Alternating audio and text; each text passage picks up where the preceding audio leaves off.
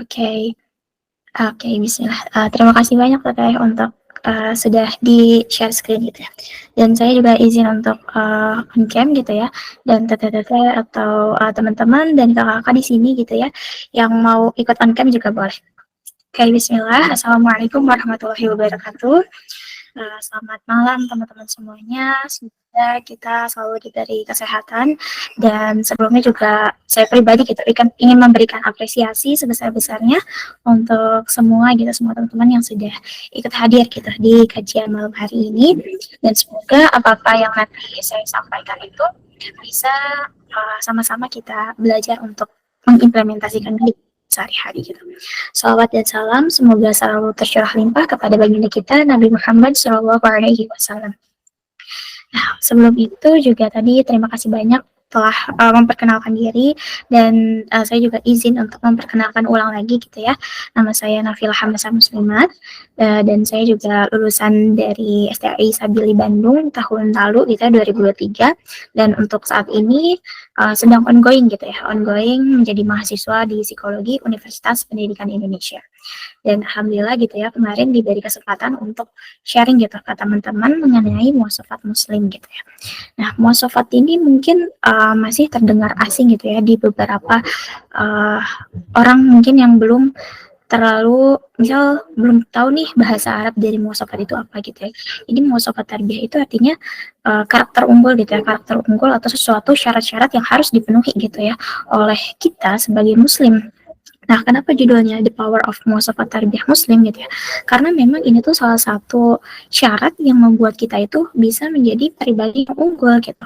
Dan dengan menjadi pribadi yang unggul itu berarti kita harus mengetahui gitu apa syaratnya, apa ketentuannya gitu ya. Dan sebenarnya kalau kita tarik lagi lebih jauh gitu ya, bukan bukan hanya sekedar apa ya, bukan sekedar teori gitu ya, tapi itu salah satu hal yang wajib untuk kita tanamkan dalam diri kita gitu ya, bahwa muasafat itu sangat sepenting itu gitu ya. Jadi muasafat karakter gitu ya, karakter atau terus juga tarbiyah itu artinya pendidikan gitu ya, jadi pendidikan karakter yang bernuansa islami gitu ya. Nah, kemudian juga bisa kita lihat gitu bahwa apa-apa yang sedang terjadi sekarang gitu ya, melihat fenomena banyak anak muda yang apa ya, merosotkan moral dan sebagainya, artinya harus ada yang kita ketahui gitu, harus ada yang kita ketahui apa masalahnya di sana gitu ya. Masalahnya adalah di bagian moral gitu atau adab gitu ya. Dan yang pentingnya lagi adalah bagaimana kita itu mencoba untuk memperbaiki dari diri kita sendiri, baru dari orang lain gitu ya. Nah, cara terbaik gitu ya untuk memperbaiki moral kita itu adalah dimulai dari mindsetnya dulu gitu, mindset kitanya. Karena berhubung saya pribadi gitu dari psikologi, jadi belajar mengenai jiwa manusia itu seperti apa gitu ya. Jiwa manusia itu sama Allah kita dengan segala fitrahnya gitu ya, baik ikhwan maupun akhwat gitu ya, sama-sama diberikan kesempatan yang sama gitu untuk bisa sama-sama berfastabiqul khairat gitu atau berlomba-lomba dalam kebaikan. Dan salah satunya adalah ketika kita bisa untuk memperbaiki mindset kitanya dulu gitu. Kita jangan sampai mengkerdilkan gitu pikiran kita sendiri dengan kayaknya aku nggak bisa berubah karena aku dari kecil udah kayak gini, bisa kayak gitu. Nah, itu adalah salah satu hal yang harus kita hempaskan gitu ya sebagai muslim gitu. Karena muslim itu artinya dia memiliki jiwa yang optimis gitu, jiwa yang dia berhusnuzon gitu pada Allah gitu. Nah, kemudian juga kenapa di awal itu membahas mindset, karena memang ini sepenting itu gitu. Karena mindset itu akan menghasilkan sebuah perilaku gitu ya, dan perilaku atau tindakan atau sikap dari seseorang itu akan membentuk sebuah habit atau kebiasaan gitu. Nah, kebiasaan itu juga akan membentuk sebuah karakter gitu. Makanya balik lagi, kenapa judulnya itu muasafat tarbiyah gitu ya? Karena karakter yang baik itu dimulai dari mindset yang baik atau mindset yang positif seperti itu. Jadi mindset itu akan membentuk perilaku, dan perilaku akan membentuk sebuah habit atau kebiasaan, dan kebiasaan akan membentuk sebuah karakter.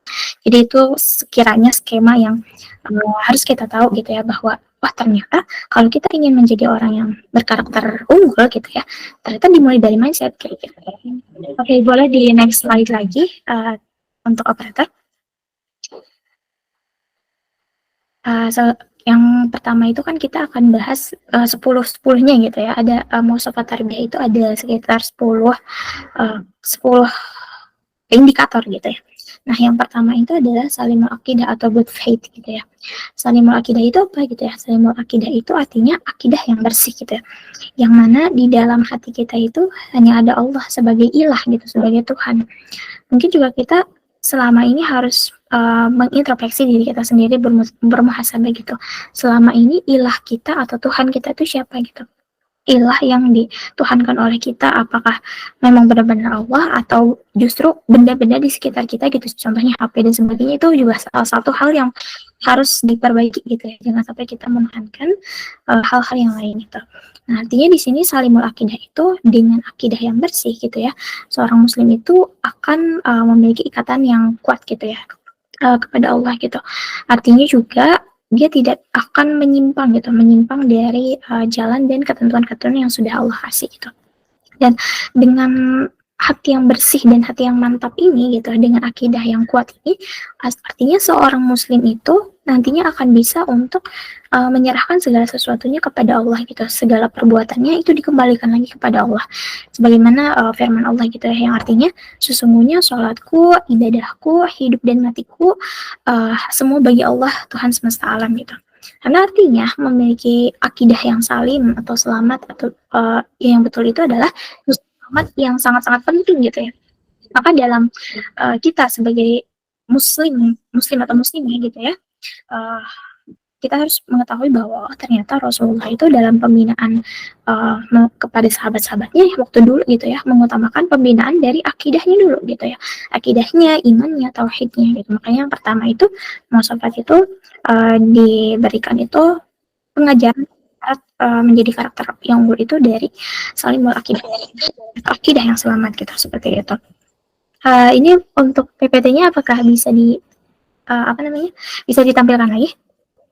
Oke, yang kedua itu adalah sahihul ibadah gitu ya, atau right devotion gitu, bahasa Inggrisnya ya.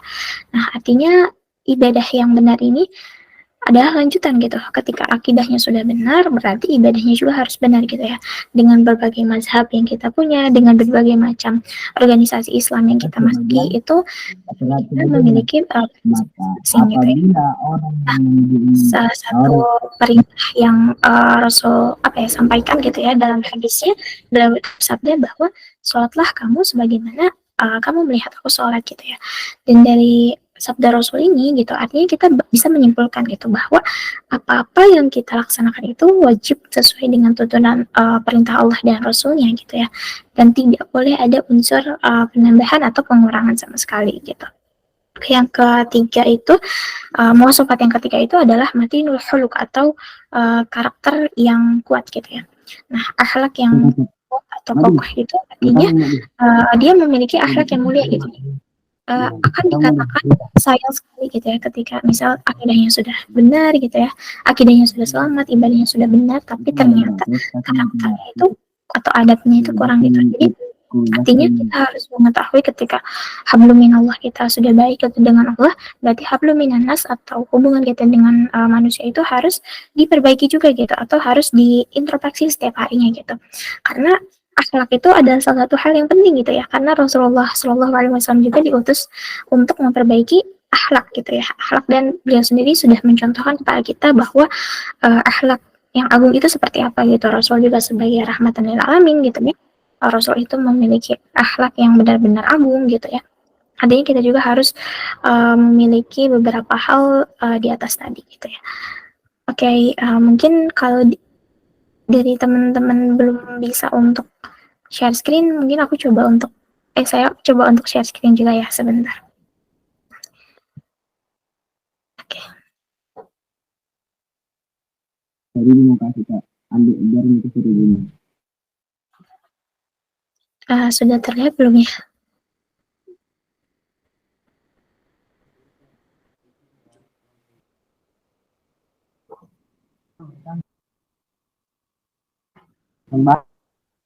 Oke. Oke, di sini saya izin untuk untuk share screen sendiri ya. Oke, sebelumnya juga tadi kita membahas mengenai baru sampai ke matinul huluk ya. Jadi muwasafat tarbiyah muslim itu artinya kita mempelajari syarat karakter unggul muslim itu ada 10 gitu ya. Yang pertama itu ada salimul akidah, kemudian shahihul ibadah, kemudian juga matinul khuluq, kemudian qawiyul jism, musafahul fikr, mujahatan lin nafs, harisun ala waqtihi, fi syu'unihi, qarinun ala kasbi, dan nafi'un li ghairihi. Nah, ini adalah salah satu PowerPoint gitu yang saya buat beberapa waktu lalu. Dan teman-teman yang mau untuk misal nanti PPT-nya mau gitu ya, bisa bisa reach out aja ke Instagram saya nanti gitu. Nah, jadi tadi kita membahas mengenai matinul khuluq, qaulul jism, dan musafaqul fikr gitu ya. Nah, ini juga salah satu hal yang harus kita tahu bahwa ternyata memang tidak semudah itu gitu untuk memperbaiki karakteristik kita gitu ya. Karena pertama, salah satu hal yang harus kita tahu bahwa akhlak itu akan menjadi representasi gitu ya, atau kita itu kan muslim, artinya kita itu ambasadornya gitu ya, atau dutanya Islam gitu, dutanya Islam, ambasadornya Islam, otomatis ajaran Islam itu akan terlihat dari akhlak kita, bagaimana kita memberikan pelayanan kita kepada orang lain seperti apa gitu ya. Kemudian yang selanjutnya adalah qaulul jism, atau tubuh yang kuat gitu ya. Nah, tubuh yang kuat ini adalah salah satu hal yang juga menjadi syarat gitu ya, syarat ketika karakteristik kita ingin unggul gitu ya, berarti kita sehat secara fisik gitu ya. Karena juga selain fisik itu penting, mental juga penting gitu, makanya mental dan fisik itu sama-sama harus, ibaratnya harus di-balance gitu ya, seimbang dua-duanya gitu ya. Dan salah satu yang bisa kita implementasikan gitu ya, contohnya sebagai muslim itu, yang pertama gimana caranya kita itu tidak hanya memperhatikan dari fisiknya saja, luarnya saja gitu, tapi apa yang kita makan dan sebagainya gitu. Nah, ini juga beberapa hal gitu ya, contohnya pertama kita mengikuti kesehatan gitu ya, petunjuk kesehatan, kemudian selektif gitu ya dalam memilih produk yang halal dan thayyib itu seperti apa gitu ya, karena apa yang kita makan itu akan menentukan gitu ya. Ada hadisnya juga bahwa ketika kita mau makan makanan yang haram, maka ibadah kita tidak akan diterima gitu. Makanya itu harus sangat-sangat berhati-hati gitu ya. Terutama juga untuk untuk olahraga rutin dan sebagainya, itu juga harus rutinkan gitu atau dikonsistensikan. Oke, tadi yang sebelumnya tentang matinul khuluq ini tuh karena tadi dari teman-teman panitia mungkin kesulitan untuk dan terkendala gitu ya untuk men-share screen. Jadi ini tadi ada sedikit keterangan gitu ya mengenai karakter strange gitu ya, atau kekuatan karakter gitu ya. Berhubung saya belajar gitu tentang ini beberapa waktu lalu gitu ya. Jadi ini tuh adalah alat dalam bidang psikologi gitu ya, psikologi positif khususnya. Karena psikologi itu banyak ya bidang-bidangnya, ada psikologi positif, psikologi perkembangan sebagainya gitu. Dan di bidang psikologi positif ini kita menilai suatu karakter individu gitu.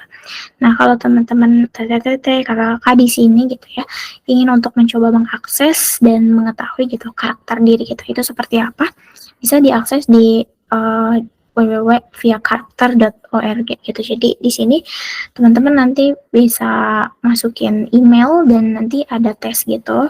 Dan ini memang terbuka untuk umum juga. Nanti hasilnya itu akan terlihat gitu. Oh, ternyata kita itu karakter yang paling unggulnya itu di mana gitu ya. Nah, tapi ini bukan bukan menjadi hal yang harus teman-teman juga coba gitu ya. Boleh dicoba, boleh enggak, bebas gitu ya. Tapi ini waktu itu intinya saya dan teman-teman di kampus itu mencoba ini gitu dari dosen, dan ternyata memang akurat gitu ya. Nah, ini tuh maksudnya gimana gitu ya. Jadi karakter strange itu terdiri dari dua hal gitu ya. Yang pertama adalah karakteristik utama yang dibentuk dari nilai atau moral gitu ya. Jadi kita itu ketika hidup pasti memiliki prinsip-prinsip gitu ya, atau moral values yang kita punya gitu. Dan selain dari virtus ini gitu ya, ada juga strength-nya gitu, atau kekuatan gitu. Jadi ingredient atau indikator gitu ya, atau komposisi yang membentuk tadi membentuk nilai-nilai gitu ya. Contohnya gimana? Misal ada orang yang bijak banget gitu ya, ada orang yang humanity-nya tinggi gitu, kemanusiaannya tinggi, atau ada yang orang yang dia bisa untuk adil dan sebagainya. Ini tuh dilihat dari sini gitu, dari karakter, kekuatan karakternya seperti apa gitu ya. Nah itu sedikit sekilas ya tentang karakter Strange gitu. Dan tadi penerapan mengenai mati khuluk itu atau akhlak yang baik itu yang pertama adalah tidak ingat atau membangkang gitu ya. Membangkang di sini dalam artian dalam perintah Allah gitu, kemudian juga perintah orang tua gitu ya. Kemudian juga tidak atau menyimpan kemarahan gitu ya. Ternyata marahnya aja udah nggak boleh, dan menyimpan kemarahannya aja udah nggak boleh, apalagi sampai marah gitu. Artinya di sini kita harus bisa untuk bersabar dan sebagainya gitu ya. Kemudian juga yang ketiga adalah penerapannya malu untuk berbuat kesalahan gitu. Di sini juga malu itu kan sebagian dari iman gitu ya. Nah, jadi ketika kita tahu gitu bahwa oh ternyata kita itu sedang melakukan kesalahan, artinya harus langsung ditanami bahwa oh kita itu malu gitu, malu lah sama Allah gitu ya, malu bahwa apa-apa yang sudah kita lakukan itu pasti diawasi oleh Allah gitu. Kemudian yang keempat adalah beradab, tawadu, dan tidak hasad. Ini juga salah satu skill sosial gitu, skill hati gitu ya. Bagaimana kita itu bisa memanage hati kita untuk tidak hasad kepada orang lain, tidak iri, dengki, dan sebagainya. Kemudian juga salah satu implementasi dari akhlak yang baik itu adalah menyambung silaturahim gitu ya. Dan mempunyai tadi good personality atau good character gitu. Nah, itu sekilas tentang matinul khuluq gitu ya, atau strong character. Nah, tadi kita langsung lanjut lagi ke setelah qawil jibs itu, atau setelah jasad yang sehat gitu ya. Kita ada mengenai musafakul fikr atau thinking brilliance gitu. Salah satu indikator atau syarat ingin memiliki karakter muslim yang baik itu adalah dia melek secara ya inteleknya gitu, intelektualnya tinggi. Bukan berarti kita sebagai muslim dan muslimah itu ketinggalan zaman, bukan berarti kita itu harus terus menerus tidak mementingkan ilmu-ilmu yang lain gitu. Kita ilmu agama memang nomor satu gitu ya, tapi ternyata ilmu dunia itu juga harus tetap kita ambil sebagai sarana gitu ya, karena Allah juga sudah menyediakan dunia ini sebagai sarana untuk mempersiapkan bekal. Otomatis juga kita ketika sudah diberi akal oleh Allah gitu ya, artinya kita harus bisa untuk memanfaatkan itu sebaik-baik mungkin gitu, karena ini menjadi salah satu sisi pribadi unggul seorang muslim yang penting gitu. Karena salah satu sifat Rasulullah SAW juga adalah fatonah gitu ya, atau cerdas gitu. Dan dalam Al-Quran itu banyak sekali mengungkap ayat-ayat yang menyuruh manusia gitu untuk berpikir gitu, tidak berpikir dan sebagainya gitu. Ayat-ayat yang Allah itu menginginkan kita untuk berpikir lebih dalam lagi seperti apa, secara komprehensifnya seperti apa gitu. Dan di dalam Islam itu tidak ada satupun perbuatan yang harus kita lakukan kecuali dimulai dengan aktivitas berpikir gitu ya. Ketika kita ingin melakukan sesuatu, artinya kita juga harus berpikir gitu ya, sebelum memutuskan suatu keputusan gitu. Karena segala pilihan kita itu nantinya akan menghasilkan sebuah konsekuensi yang harus kita terima gitu, dan kita harus bertanggung jawab penuh atas pilihan yang telah kita lakukan itu gitu. Karena ini kita harus punya wawasan keislaman gitu ya, sakofah Islamiyah atau keilmuan yang luas gitu. Bisa kita bayangin gitu ya, kalau bahaya gitu satu bangsa itu dia ketertinggalan dalam ilmu agama maupun ilmu dunianya gitu. Artinya dia tidak bisa melakukan pemikiran-pemikiran secara matang terlebih dahulu, otomatis segala keputusan dan tindak tanduknya itu akan sangat berbahaya dan fatal gitu, baik untuk dirinya sendiri maupun untuk orang lain gitu. Nah, kemudian bagaimana gitu ya untuk penerapan musafah fikir ini? Yang pertama dia adalah mengaitkan antara Al-Quran dan realita gitu ya. Jadi maksudnya ketika di Al-Quran itu dibahas mengenai sejarah, mengenai kisah, mengenai larangan dan sebagainya, kemudian coba hubungkan dengan realita yang ada sekarang itu. Al-Quran itu sudah, ya Allah itu sudah memberikan clue-nya dari awal gitu ya, bahwa oh ternyata di dunia itu akan seperti ini, seperti ini, seperti ini gitu. Dan sejarah itu bisa dibilang kan berulang gitu ya. Sejarah itu berulang, apa yang kita lakukan sekarang itu sebenarnya di zaman dahulu itu para terdahulu itu sudah pernah mengalami itu dan ternyata Allah juga sudah memberikan solusinya gitu. Kemudian juga yang kedua adalah menghafalkan hadis-hadis arba'in gitu ya, atau di Riyadhus Shalihin dan sebagainya gitu. Itu menjadi salah satu hal untuk bisa menjadikan kita sebagai orang yang mampu untuk menghafal dan memahami segala sesuatu gitu. Karena artinya kita tidak bisa memulai segala hal kalau kita pertamanya tidak hafal dan tidak memahami gitu. Dan yang ketiga adalah mengetahui, mengenal, dan memahami sirah sahabat Nabi gitu ya, kisah-kisah sahabat Nabi, karena memang sepenting itu gitu ya untuk mengenal lebih dalam lagi mengenai sahabat-sahabat Nabi, yang mana bisa kita teladani gitu perilaku-perilakunya. Kemudian juga untuk selanjutnya adalah memahami syumuliyatul Islam. Syumuliyatul Islam itu adalah Islam secara kafah gitu, secara syumul atau keseluruhan. Islam itu seperti apa, fikihnya seperti apa, hukum-hukum dalam Islam dan ajaran lainnya seperti apa gitu. Kemudian selanjutnya adalah mengetahui problematika dari kaum muslimin secara tingkat nasional maupun internasional. Apalagi sekarang lagi banyak pemberitaan gitu ya. Sebenarnya udah dari lama gitu ya tentang Gaza, Palestina dan sebagainya gitu. Memang sudah bertahun-tahun Palestina digenosida oleh Israel gitu ya, oleh Zionis. Nah, artinya juga kita di sini harus aware gitu ya, bahwa ini tuh selain masalah keagamaan dan kemanusiaan, ini tuh salah satu hal yang bisa memperlihatkan sebagaimana hati kita itu tergerak untuk membantu, tergerak untuk setidaknya berempati gitu. Kalau di psikologi juga kita belajar tidak hanya untuk menjadi orang yang bersimpati, tapi juga bisa untuk berempati gitu. Artinya kalau simpati itu hanya merasa kasihan tanpa merasakan dan tanpa ada rasa kepedulian. Nah, kalau empati artinya dia ikut merasakan, ikut peduli dan ikut bersumbang sih gitu. Nah, itu salah satu halnya yang bisa kita berikan gitu ya untuk sebagai sesama umat muslim gitu, karena umat muslim itu satu tubuh gitu ya. Ketika ada yang sakit, satu tubuh sakit, maka semuanya akan merasakan sakit. Begitu pun ketika ada salah satu etnis muslim gitu yang sakit, maka artinya kita sama-sama mencoba bahwa oh ternyata masih ada yang kurang kurang kita syukuri gitu ya, ketika melihat bahwa di belahan sana muslim masih ya banyak yang kekurangan gitu. Kemudian yang selanjutnya adalah mengetahui arus pemikiran Islam kontemporer. Nah, ini maksudnya Islam itu juga kita belajar Islam itu juga sesuai zamannya tanpa menghilangkan syariat-syariat atau ketentuan-ketentuan yang sudah ada yang mutlak gitu ya dalam Al-Quran dan Sunnah gitu sebagai pedoman kita. Nah, ini juga bisa memperlihatkan bahwa kita itu dalam segala hal, segala lingkup kehidupan kita itu kita memang terikat oleh segala aturan dalam Islam untuk kebaikan kita sendiri gitu ya. Dan yang selanjutnya adalah berpartisipasi dalam melontarkan dan memecahkan masalah keumatan gitu. Artinya kita juga di sini harus bisa menjadi orang yang bermanfaat untuk orang lain dan ikut memikirkan masalah keumatan gitu. Tidak hanya memikirkan diri kita sendiri, tidak hanya memikirkan pahala atau amalan-amalan untuk diri kita sendiri, tapi juga memikirkan bahwa lain juga sama punya problem dan sama-sama untuk bisa memberikan solusi gitu ya. Oke, untuk selanjutnya di sini ada mujahadun linafsih gitu ya, atau bagaimana kita berjuang untuk melawan hawa nafsu gitu ya.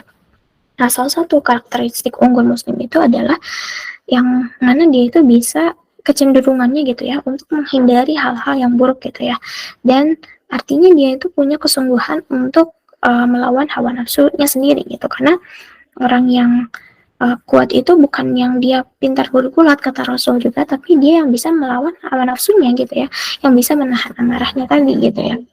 Nah, artinya semua hal gitu ya, memang kita tuh memang benar-benar harus melihat bagaimana pribadi Rasulullah gitu ya. Dan Rasulullah juga bersabda bahwa tidak beriman sebagai di antara kamu gitu ya, sehingga ia menjadikan hawa nafsunya itu mengikuti apa yang aku bawa gitu ya, atau ajaran Islam itu sendiri. Hadis riwayat Hakim gitu. Dan artinya di sini mujahadul nafsi itu salah satu hal yang betul-betul harus kita cari gitu, gimana caranya kita bisa menjadi seorang muslim yang bisa melawan hawa nafsu. Yang pertama adalah ya pastinya gitu, memerangi dorongan-dorongan nafsu itu sendiri gitu ya. Nafsu itu kan tidak disukai gitu ya, karena dia kesenangan semata gitu ya, tapi harus dibatasi dan harus dikurangi, direduksi gitu ya, bahkan dihilangkan gitu ketika itu sudah menentang dari ajaran Islam itu sendiri gitu. Kemudian juga selalu menyertakan niat jihad fisabilillah gitu ya. Artinya kita segala sesuatu harus dengan lillah gitu ya, dengan menyebut nama Allah. Kemudian juga apapun hal yang kita lakukan itu utamakan untuk bisa uh, diniatkan gitu untuk berjuang di jalan Allah gitu. Kemudian adalah mengumpulkan beberapa hartanya gitu untuk beramal dan untuk kebermanfaatan umat gitu ya. Artinya segala hal yang kita belanjakan itu akan habis kecuali ya sekedar membelanjakan harta atau justru misal dengan membagikan ilmu yang teman-teman punya gitu ya, itu juga salah satu hal untuk bisa memerangi hawa nafsu kita sendiri gitu, memerangi kebodohan, memerangi hal-hal yang tidak sepatutnya ada dalam umat muslim gitu. Kemudian menyesuaikan perbuatan dengan ucapannya gitu sesuai dalam Quran surat As-Saff gitu ya. Allah itu membenci seseorang yang ucapannya tidak sesuai dengan perbuatannya. Ini juga salah satu hal yang bisa menjadi introspeksi untuk masing-masing dari diri kita sendiri gitu ya. Oke, kemudian yang terakhir adalah kita harus memilih gitu ya, apa yang disuguhkan gitu dengan penuh keridhaan gitu. Ketika kita dijamu atau diberikan sesuatu oleh orang lain itu juga harus dengan penuh keridhaan, artinya mensyukuri segala sesuatu yang telah Allah berikan seperti itu. Oke, untuk yang selanjutnya adalah harus ala waqtihi gitu ya, atau time management. Ini juga salah satu hal yang menurut saya pribadi sangat penting gitu bagi seorang muslim gitu. Ya, contohnya bisa dilihat dari ketetapan waktu kita ketika sholat gitu ya, ketika panggilan azan itu berlangsung, ibarat hayya ala sholah, hayya ala falah gitu ya, kemenangan itu apakah disambut oleh kita atau justru kita malah tidak gitu ya, tidak berantusias dengan hal itu gitu. Nah, dilihat dari bagaimana jadwal sholat kita gitu ya, sholat wajibnya, sholat sunnah rawatibnya, dan sebagainya gitu, sholat nafilah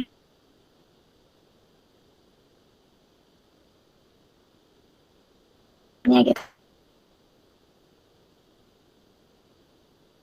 Bilang itu saya itu akan sukses di segala sisi adalah ketika kita bisa manage waktu kita gitu.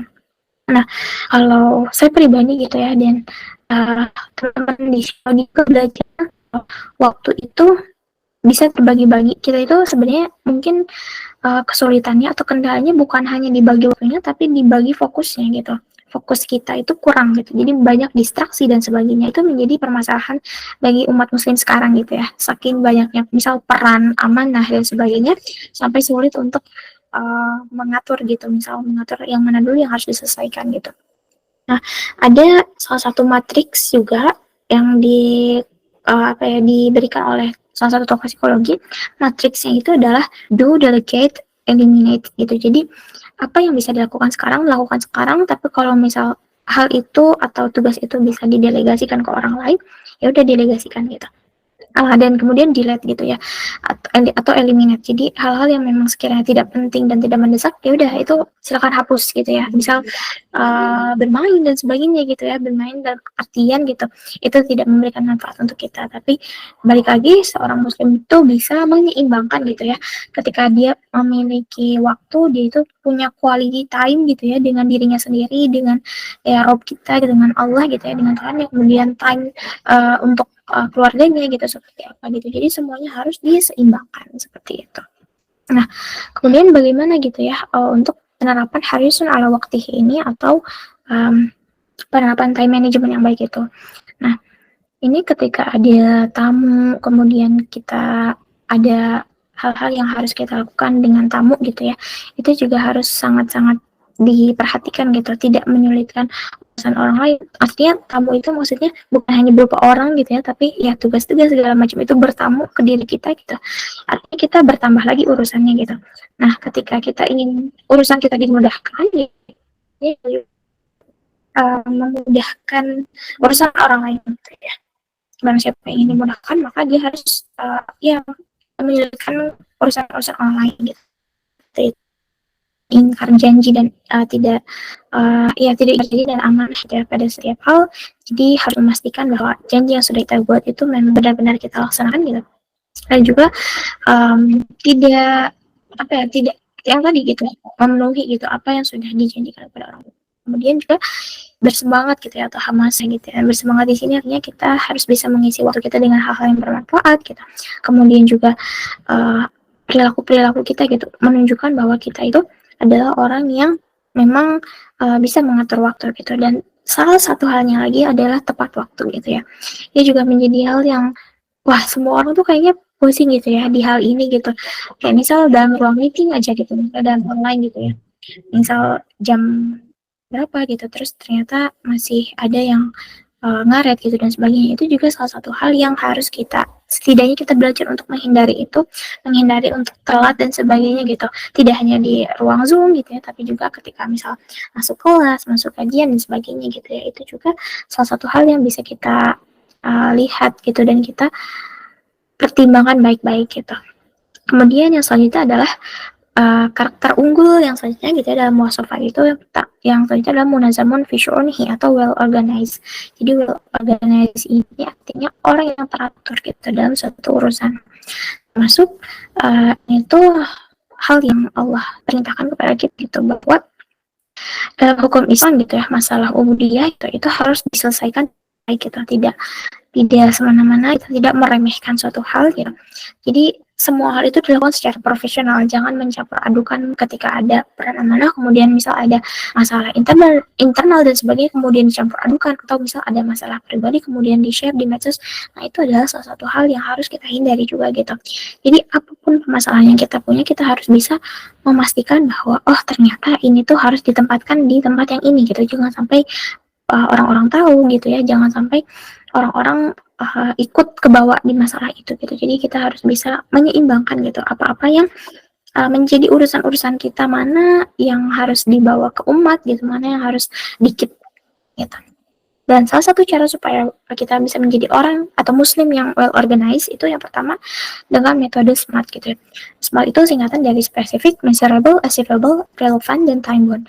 Ini maksudnya kita harus tahu urusan mana aja yang harus kita spesifikasikan atau detailkan gitu. Kemudian juga measurable dan achievable artinya urusan-urusan yang bisa kita capai dan kita selesaikan saat itu, selesaikan saat itu juga gitu. Jadi selesaikan apa yang sudah kita mulai gitu. Kemudian juga relevan gitu.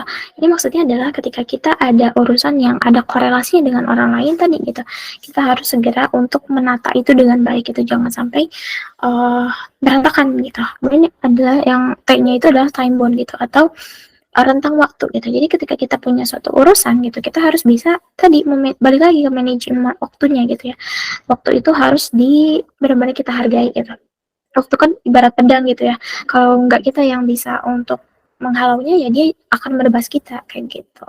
Nah, kemudian gimana untuk penerapan lebih dalamnya lagi gitu ya tentang munazamun fi syu'unihi atau well organized ini gitu. Yang pertama tadi sholat sebagai penentu waktu gitu ya, kemudian teratur di dalam segala pekerjaan rumah dan pekerjaan di luar rumah gitu. Kemudian juga merapikan ide-ide dan pikiran-pikiran yang ini maksudnya adalah ketika kita punya pikiran-pikiran yang abstrak gitu ya, kita harus mencoba untuk menyeimbangkan lagi gitu, kira-kira pemikiran-pemikiran yang ada dalam lintasan pikiran kita ini apakah benar-benar sesuai dengan syariatnya gitu. Kemudian juga disiplin dan memikirkan solusi tadi problematika umat gitu ya, problematika diri sendiri dan umat yang muncul itu seperti apa, kita harus bisa gitu.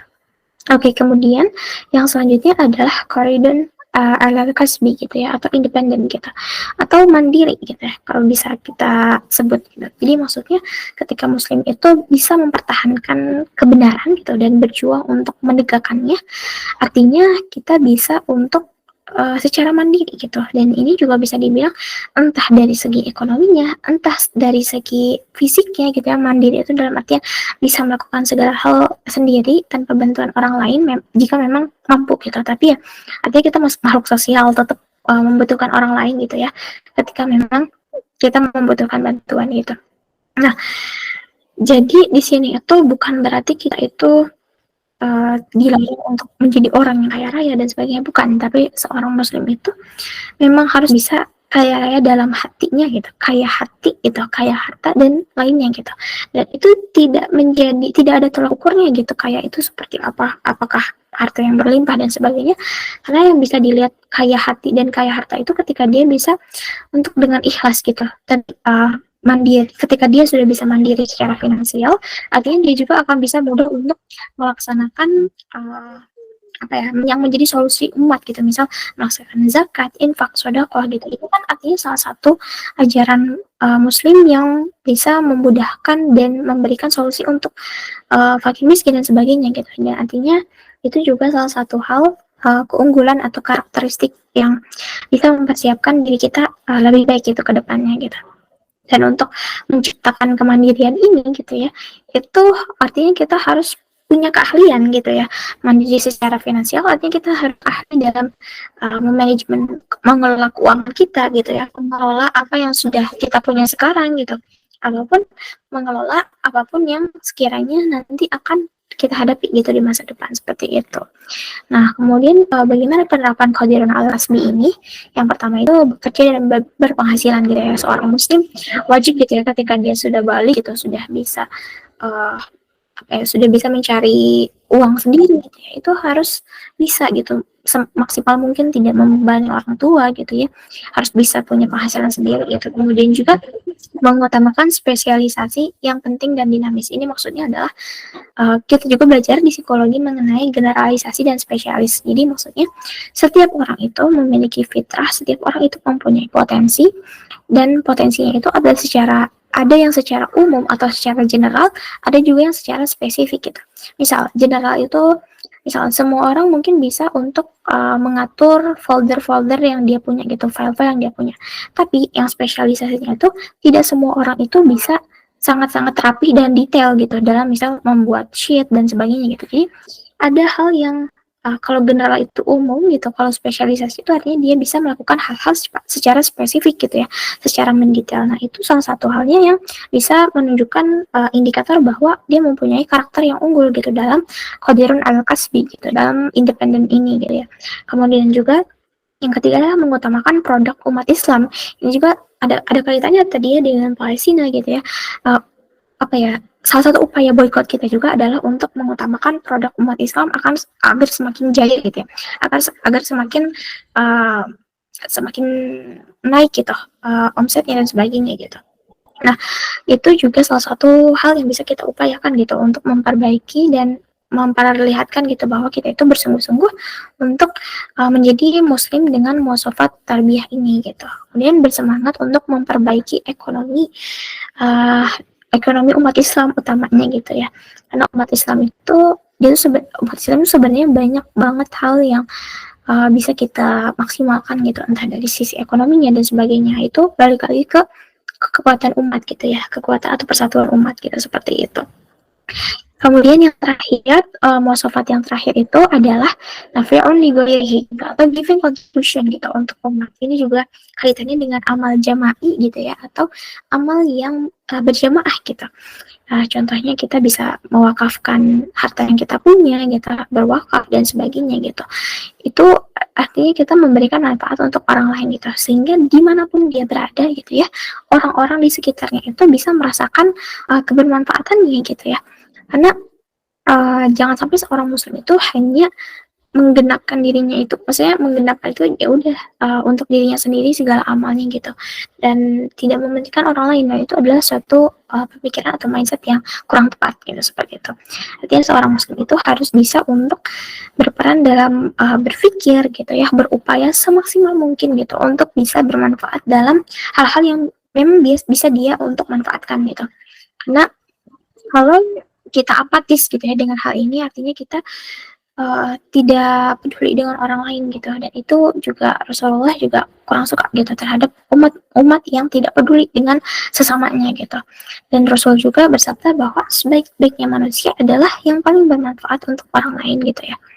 Nah, ini juga menjadi penutup gitu bahwa ternyata dalam muasafat itu semua hal sudah ditentukan gitu, aturan-aturannya seperti apa gitu ya. Kemudian juga apalagi muslim itu sangat-sangat memperhatikan tidak hanya secara individual gitu ya, tapi juga secara berkelompok itu seperti apa gitu ya. Jadi kita itu harus bisa sebagai muslim gitu ya, harus bisa untuk melaksanakan hak-hak dan kewajiban diri kita sebagai hamba kepada Allah gitu ya, apa-apa yang menjadi kewajiban kita, kita laksanakan gitu. Allah itu udah memberikan berbagai macam hak untuk kita dan nantinya kita juga harus memberikan kewajiban diri kita. Karena kita yang butuh Allah gitu ya. Kita yang butuh sholat gitu. Bukan Allah yang butuh kita, tapi kita yang butuh Allah gitu.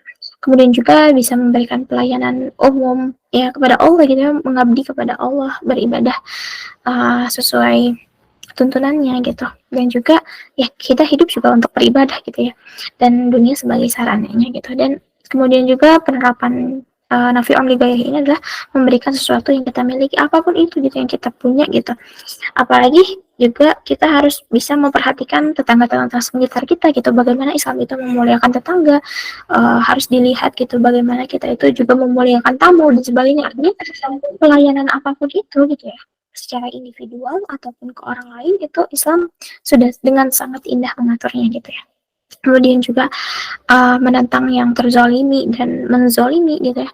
Ketika kita tahu di depan kita atau dia di lingkungan kita itu ada yang zolim, artinya kita juga harus berani untuk mengingkarinya gitu, bahkan untuk menentangnya gitu kan.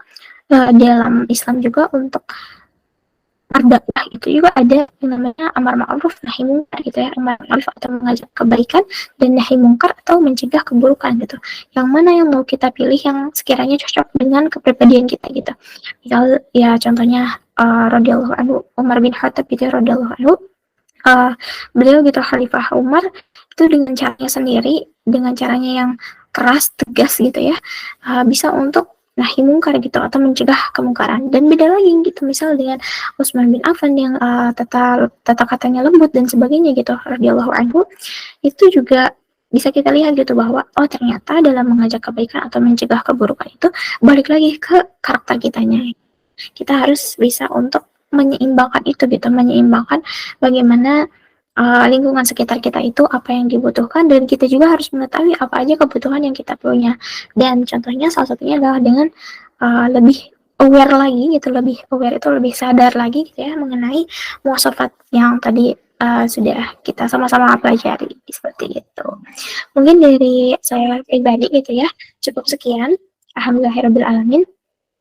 Apa-apa yang semoga yang saya sampaikan tadi gitu ya bisa bermanfaat untuk teman-teman, kakak-kakak, teteh-teteh, semuanya yang ada di sini gitu ya dalam forum hari ini, malam ini.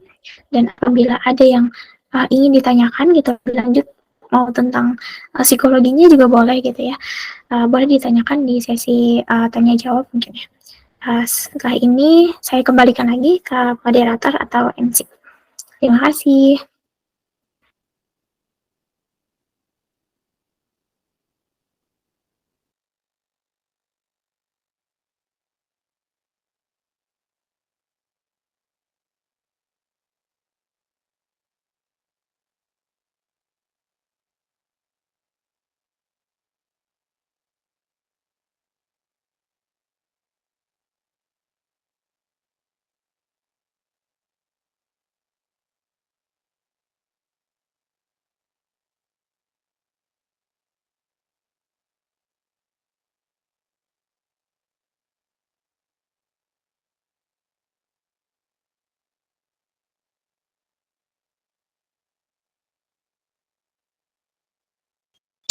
Ustazah izin ambil alih sebentar. Itu tadi penyampaian materi dari Ustazah Nafilah. Selanjutnya saya buka kesempatan bagi para teman-teman yang ingin bertanya dengan ketentuan sebagai berikut.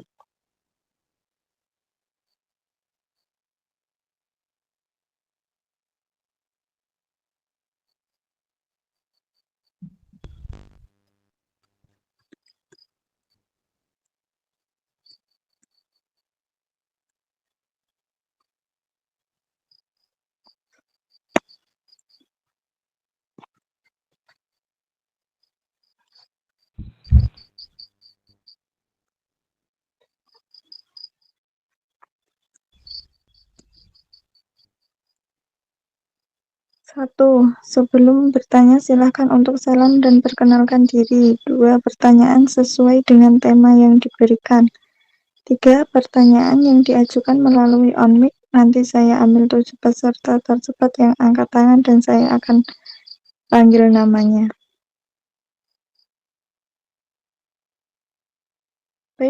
kepada Ukhti Siti Nurhalizah, silahkan.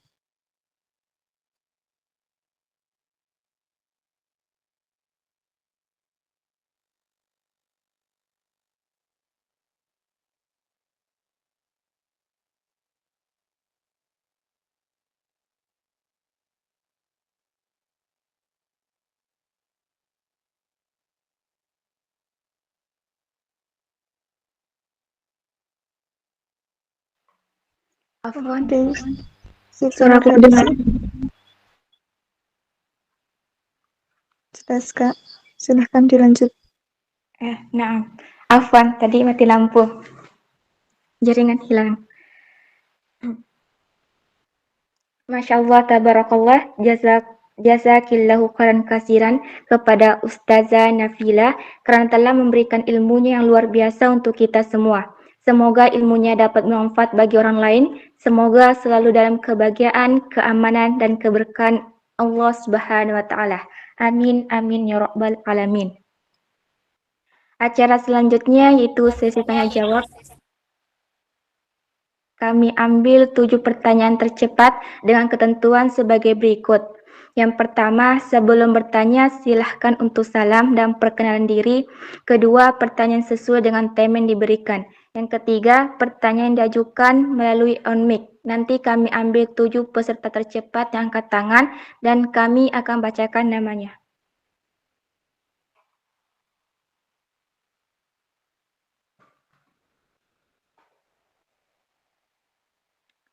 Kepada Siti Nurhalisa Yusuf. Tafadholi mashkurah.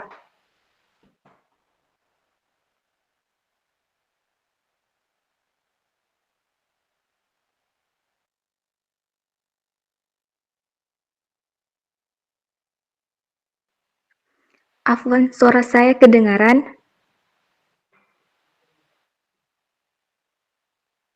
Terdengar Kak. Baik, kami persilahkan kepada Siti. Diturunkan.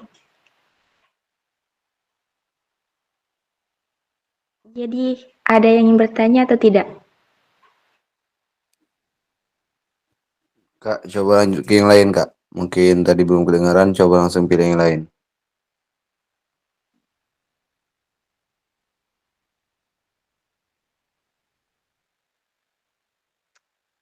Bentar, tidak ada yang raise hand. Oke, Melinda Putri. Tafadhol. Ya, Assalamualaikum warahmatullahi wabarakatuh. Waalaikumsalam warahmatullahi wabarakatuh. Ana izin bertanya, bagaimana kita itu harus memiliki waktu agar kita itu fokus dalam kegiatan yang apa yang kita lakukan ya. Terus bisa mengimbangi kita belajar tentang ilmu agama gitu. Kan posisinya maksudnya itu kita itu dalam bekerja itu biasanya kan 8 jam. Terus apa namanya itu kadang malam juga bisa kita itu belajar itu. Terus gimana gitu loh kita bisa caranya itu kita bisa belajar gitu loh. Maksudnya mengimbangi kita belajarnya kita habis gitu. Kan satu hari 24 jam ya misalnya. Terus kita itu bekerja 8 jam. Terus 8 jam lagi biasanya kan kita istirahat. Itu apa namanya menurut 8 jam itu tadi menurut kesehatan gitu kan 8 jam itu tadi kan ya. Terus 8 jam itu tadi kita itu ingin itu belajar gitu. Maksudnya itu gimana aja cara kita mengimbanginya. Udah gitu aja. Makasih. Oke, ini langsung dijawab aja atau gimana? Nah, Ustazah, langsung dijawab. Tafadhol. Ya, siap. Sebelumnya terima kasih banyak untuk Teh Melinda Putri ya sudah bertanya gitu ya mengenai cara belajar gitu ya khususnya untuk yang sudah kerja gitu ya dengan memperhatikan bahwa ada hal-hal yang ya seperti pembagian tidur gitu ya, pembagian jam tidur, kemudian juga kerja dan sebagainya gitu. Kalau dari saya pribadi gitu ya, ada beberapa metode belajar yang saya terapkan gitu, dan sejauh ini hampir semuanya efektif gitu. Yang pertama itu teknik Pomodoro gitu. Jadi maksudnya kita itu belajar dan ketika kita sudah punya jadwal belajar gitu ya, artinya kita itu bisa mengatur waktu belajar kita dalam interval tertentu gitu. Misal ketika kita sudah ada nih materi belajarnya, berarti artinya kita harus bisa mengalokasikan waktu itu secara khusus gitu, tanpa ada distraksi apapun, misal HP gitu ya, katakanlah gitu. Karena HP itu emang benar-benar mendistraksi kita gitu. Jadi biasanya kalau saya pribadi kalau ingin belajar ya udah buka laptop, dan di laptop itu benar-benar full mempelajari materi-materi gitu. Dan di teknik Pomodoro ini juga kita itu harus bisa kasih spare waktu gitu ya, atau waktu sebentar gitu untuk istirahat. Dan artinya istirahat juga bukan yang dalam waktu terlalu sebentar atau terlalu lama gitu. Misal 30 menit cukup, 20 sampai 30 menit cukup. Habis itu langsung belajar lagi gitu. Jadi ketika sudah ada jadwal belajar yang memang sesuai gitu, karena balik lagi ya sebenarnya untuk belajar sendiri gitu, itu tuh balik lagi ke kitanya, gaya belajar kita seperti apa gitu ya, kemudian waktu-waktu yang sesuainya itu seperti apa. Karena mungkin ada yang bisa dibilang efektif itu atau produktifnya itu ada yang bisa pagi, ada yang bisa siang, ada yang bisa sore atau malam gitu. Nah, tapi balik lagi itu juga harus tetap memperhatikan waktu istirahat gitu, karena kan malam itu untuk istirahat gitu ya, siang untuk ya dijadikan pakaian untuk belajar, bekerja dan sebagainya gitu. Jadi benar-benar harus coba tetap apa ya, diseimbangkan semuanya gitu. Terus juga selain teknik Pomodoro itu tadi saya juga ada sistem belajar yang namanya Learner gitu. Jadi ini tuh adalah kita harus bisa untuk memahami materi gitu, memahami materinya tuh tidak hanya dari bacaan-bacaan gitu, tapi apa-apa yang bisa divisualisasikan gitu. Jadi misal ya lewat YouTube atau lewat hal-hal yang ada gambarnya gitu. Jadi kita tidak jenuh untuk hanya bisa melihat tulisan-tulisan dan lainnya gitu, tapi juga kita bisa mendengarkan dari orang lain gitu. Ini balik lagi gitu ke gaya belajar kita tadi gitu ya, manage waktunya gitu. Karena gaya belajar itu ada audio visual gitu, ada visual aja gitu. Jadi emang harus kita pahami dulu gitu. Yang paling utama itu kita pahami bahwa kita itu pertama memvalidasikan atau mengakui bahwa oh ternyata kita itu punya jadwal yang cukup padat, jadi harus bisa juga untuk memperhatikan time manajemennya tadi gitu ya. Dan untuk time management sendiri tadi, kalau misal pengen lihat tentang matriks itu, yang do delegate itu juga boleh banget gitu. Jadi ini tuh bisa dibilang kuadran gitu ya. Nah kuadran itu ada yang kita harus mengerjakan saat itu juga kalau misal memang penting dan urgent gitu ya. Kalau bisa dibilang gitu di kuadran 1 itu ada yang benar-benar urgent ya kita lakuin saat itu juga. Tapi kalau misal urusan itu saat itu nggak penting tapi dia mendesak gitu ya, artinya harus bisa untuk diputuskan gitu, decide gitu ya, atau di schedule gitu, dijadwalkan. Dan artinya nggak harus dilaksanain saat itu juga, tapi bisa dijadwalkan nanti gitu. Terus ada di kuadran yang ketiga itu delegate gitu, atau ya delegasikan ke orang lain gitu. Jadi tidak semuanya harus dikerjakan oleh kita gitu. Kita bisa minta bantuan untuk ke orang lain gitu ya. Kalau itu tugasnya tuh bisa dibantu gitu ya, atau tugasnya tuh berkelompok gitu. Jangan sampai kita, kalau di Sunda mah gitu ya, kalau saya dari Sunda itu ada yang namanya Tonggarawu siku gitu ya. Jadi jangan semuanya kita tuh ambil sama siku kita, kan itu nggak bisa gitu. Jangan ambil barang-barang sama siku kita karena nggak akan mungkin gitu. Jadi makanya ketika kita manage waktu kita, artinya kita juga berusaha untuk memanage fokus kita, memanage apa yang harus kita tata dan kita strukturkan, entah dari waktu, entah dari urutan-urusan kita atau amanah-amanah kita. Apalagi juga kalau misalnya lagi punya banyak amanah atau ada kerjaan tetap gitu, artinya kan amanah-amanah lain juga harus dikurangi dulu, atau ya setidaknya jangan sampai semuanya itu bertabrakan gitu, jadi nggak maksimal gitu. Jadi bisa dibilang ini tuh salah satu hal yang bisa kita lakuin gitu untuk memanajemen waktu kita gitu. Jadi harus tahu mana yang urgent dan mana yang nggak urgent gitu, mana yang mendesak, mana yang nggak mendesak kayak gitu. Dan juga untuk istirahat sendiri juga sebenarnya banyak apa ya, istirahat itu juga tidak hanya tidur ya, tapi istirahat secara mental, istirahat secara fisik, itu juga membuat kita semakin paham gitu bahwa ternyata istirahat itu ada macam-macamnya gitu. Bisa mengistirahatkan mental kita, bisa mengistirahatkan misal dari media sosial gitu. Artinya ketika kita udah terlalu banyak hari itu menggunakan smartphone atau menggunakan sosial media kita, artinya kita harus membatasi gitu. Karena itu akan mempengaruhi secara psikologis, itu akan sangat mempengaruhi pikiran-pikiran kita gitu. Apa-apa informasi yang masuk ke kita hari itu juga akan memenuhi ruang-ruang pikiran di kepala kita seperti itu. Dan juga ada selain istirahat fisik, mental, istirahat sosial media gitu ya, ada juga istirahat secara emosional gitu. Jadi bisa jadi gitu ketika kita sulit untuk mengatur waktu kita, artinya ada yang emosional kita yang masih belum apa ya, ibaratnya belum terselesaikan gitu. Hari itu kita masih merasa terlalu capek, terlalu marah sama orang misal, atau terlalu sedih atau gimana. Nah, itu akan sangat mempengaruhi gitu. Jadi memang yang bisa dilihat itu yang pertama dari cara kita mengatur waktunya tadi dengan matriks itu gitu ya, atau kuadran yang tadi, do, delegate, eliminate.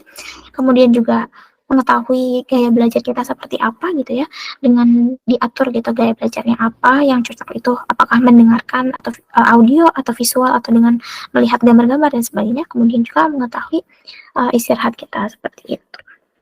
Apakah terjawab? Alhamdulillah, sekarang jelas saya. Alhamdulillah. Oke. Ya, iya. Jazakillah. Nah, itu tadi penjelasan dari Ustazah yang bertanya bisa dipahami. Kami persilahkan kepada Ana Juprianti. Tafadhol. Tafadholi. Assalamualaikum warahmatullahi wabarakatuh. Waalaikumsalam warahmatullahi wabarakatuh. Perkenalkan, nama saya Najwa Priyanti. Kak, mau bertanya, bagaimana sih cara untuk bisa menjadwalkan membaca Al-Quran biar rutin? Karena waktunya selalu mepet dengan kerjaan. Gitu aja dari saya. Wassalamualaikum warahmatullahi wabarakatuh. Waalaikumsalam warahmatullahi wabarakatuh. Oke. Sebelumnya makasih banyak ya Teh untuk pertanyaannya gitu ya. Untuk menjadwalkan baca Quran itu seperti apa gitu ya. Kalau dari saya sendiri gitu, memang itu kita membaca Quran itu harus bukan waktu sisa gitu ya, bukan waktu sisa, tapi kita memang meluangkan gitu. Jadi kita ibaratnya punya komitmen dan konsistensi gitu untuk hal itu gitu. Apalagi kan memang ini tuh salah satu hal yang bisa memperkuat ya ruhiyah kita gitu ya, ruhiyah kita seperti apa gitu ya. Nah, itu tuh memang baca Quran juga dengan metode yang berbeda-beda juga kan. Ada yang mungkin memang bisa menyelesaikan setiap waktu sholat langsung baca Al-Quran gitu, atau ada juga yang memang misal selesai sholat bisanya hanya sekadar hanya doa, zikir, dan langsung harus melanjutkan aktivitasnya lagi gitu ya, misal ya kerjaan dan sebagainya gitu. Nah, itu juga bisa dilihat bagaimana kita itu mencoba untuk menyelaraskan dengan jadwal-jadwal atau peran yang kita punya gitu. Karena memang tidak bisa disamaratakan atau digenerasikan gitu ya. Dan kalau kapan gitu ya kita waktu terbaiknya gitu untuk membaca Al-Quran gitu, kalau menurut An-Nawawi gitu ya, waktu utama untuk membaca Al-Quran itu ya setelah selesai sholat gitu. Karena itu salah satu hal yang bisa kita manfaatkan sebaik-baik mungkin gitu ya. Nah, kemudian juga ketika kita udah tahu nih jadwal-jadwal kita seperti apa gitu ya, atau kita itu udah tahu kesibukan kita itu di bagian mana gitu, artinya kita juga harus bisa untuk meluangkan gitu sedikitnya. Kalau misal kita ingin hatam baca Al-Quran dalam 1 bulan gitu ya, misal hatamnya 1 kali, nah dalam 1 bulan gitu, artinya setiap sholat setelah sholat subuh kita baca 2 lembar, setiap sholat subuh baca 2 lembar, jadi setiap sholat itu baca 2 lembar gitu, 2 lembar Al-Quran. Nah, maka dalam 1 bulan itu insya Allah bisa kita selesai 1 kali hatam gitu. Tapi kalau misal dalam 1 bulan itu ingin 2 kali hatam, berarti setiap selesai sholat subuh, zuhur, asar, maghrib, isya, itu artinya kita harus masing-masing setiap selesai sholat itu baca 4 lembar gitu. Begitupun juga kalau misal kita ingin hatam 3 kali, itu tinggal dikalikan aja gitu, kalikan 2 gitu. Jadi artinya lembaran-lembaran itu tuh bisa kita coba coba setelah selesai sholat aja, kalau misal di awal itu mungkin terasa berat ya ketika kita akan mengawali hal-hal yang bersifatnya itu kontinu gitu atau konsisten gitu. Itu akan memang sedikit sulit, tapi artinya ketika kita sudah mendobrak diri kita untuk bisa berkomitmen dan berkonsistensi, itu insya Allah gitu kita akan lebih mudah gitu. Jadi kalau misal kita ingin menyelesaikan bacaan Al-Quran kita dalam 1 bulan gitu, atau ya atau ada jangka waktu misal dalam 1 minggu gitu, Masya Allah misal pengen selesai gitu satu Al-Quran itu, pengen hatam, berarti artinya juga dalam setiap selesai sholat itu diperbanyak lagi gitu lembaran-lembarannya, seperti itu. Jadi memang itu balik lagi gitu ke masing-masing kemampuan dari kitanya gitu, apakah kita juga bisa untuk konsisten gitu, karena konsisten itu juga dimulai dari 2 atau 3 hari awal gitu. Kalau misal di 2 atau 3 hari awal kita bisa konsisten, insya Allah kesananya itu akan lebih mudah lagi gitu. Jadi dibalikan lagi ke preferensi masing-masing seperti apa, seperti itu Teh. Apakah menjawab Teh? Insya Allah menjawab. Terima kasih. Wassalamualaikum warahmatullahi wabarakatuh. Sama-sama. Waalaikumsalam warahmatullahi.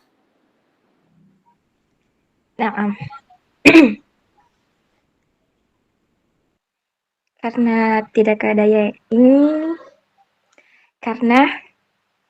ada yang raise hand, maka kami tutup.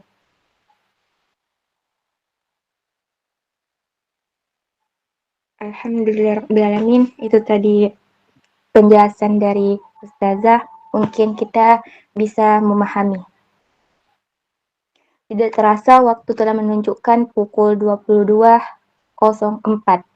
Berarti tuntas sudah kebersamaan kita dalam kajian ini. Semoga apa yang disampaikan Ustazah menjadi ladang pahala untuk beliau khususnya dan umumnya untuk kita semua. Untuk menutup kebersamaan kita kali ini, marilah kita akhiri kajian ini dengan doa yang akan dipimpin oleh Ustazah. Tafadholi, Ustazah. Oke, bismillahirrahmanirrahim. Sebelum kita benar-benar menutup forum kita malam hari ini, forum virtual hari ini, ada baiknya kita membaca doa kafaratul majelis. Subhanakallahumma bihamdika asyhadu an la ilaha illa anta astaghfiruka wa atubu ilaik. Semoga apa-apa yang tadi saya sampaikan dan teman-teman yang sudah teteh-teteh, kakak yang sudah mendengarkan, semoga bisa sama-sama terus diberikan semangat dan girah untuk belajar lebih giat lagi gitu, dan juga semoga Allah mengampuni segala kesalahan kita pada malam hari ini, dan apa-apa yang dari saya kurang berkenan semoga Allah maafkan juga, dan teman-teman juga ridho gitu. Sekian, wassalamualaikum warahmatullahi wabarakatuh. Saya kembalikan lagi ke MC, kembali